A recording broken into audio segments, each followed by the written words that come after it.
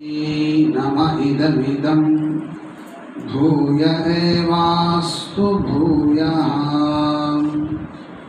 श्रीरङ्गसिंहगिरिदेशिकपादसेवा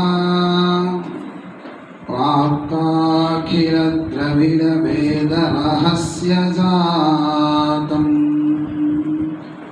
श्रीगौतमान्वयजमाश्रितं भागधेयं गोपालदेशिकमहं शरणं प्रपद्ये। आत्रेयान्वयसञ्जातं कलियन् पदसंश्रितं श्रीरामचन्द्रयमिनं सेवेऽहं शिष्यवत्सलम्। सभाय नमः। మన వే ఫౌండేషన్ ప్రతి సంవత్సరం దినదిన ప్రవర్ధమానంగా ఈ ఉగాది పురస్కారాలు అనేవి అత్యద్భుతంగా జరిపిస్తూ ఉన్నారు.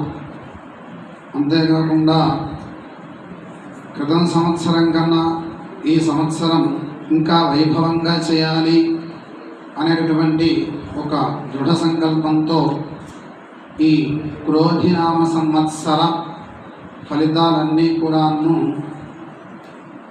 తెలియజేయాలని, ముఖ్యంగా ఈ పంచాంగ శ్రవణం ఎందుకు చేసుకోవాలి అంటే శ్రీకళ్యాణ గుణావహం.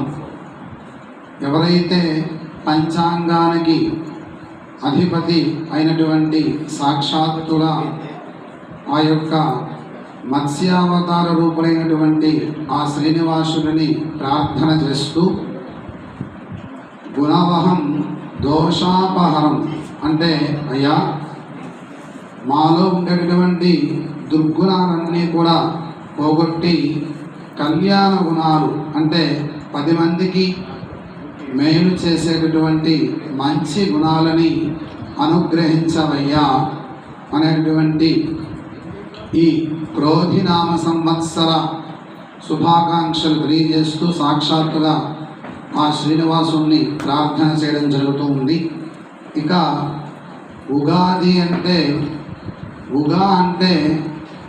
జన్మ నామ నక్షత్ర గమనం అనేటువంటి ఒక అర్థాన్ని తెలియజేస్తూ, ఆది అంటే ఈ యొక్క నక్షత్ర గమనం కానీ రాశి గమనం కానీ తిథివార నక్షత్ర గమనం కానీ మొత్తం అంతా కూడా తెలుసుకోవడానికి ముఖ్యంగా ఈ ప్రయత్నం అనేది చాలా సంవత్సరాల, కొన్ని వేల సంవత్సరాల ముందుగానే జరిగింది.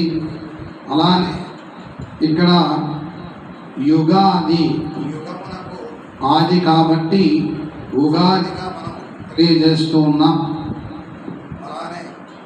ద్వయ సంవత్సరం అని చెప్పని ఈ యొక్క క్రోధినామ సంవత్సరానికి ఒక నామం కూడా ఉన్నది. క్రోధి అంటే అందరికీ తెలిసిన విషయమే. క్రోధము లేకుండా ప్రశాంతంగా గడపాలని ఆ యొక్క పంచాంగ దేవతకి అధిపతినటువంటి ఆ పరమేశ్వరుణ్ణి ప్రార్థించడం జరుగుతుంది.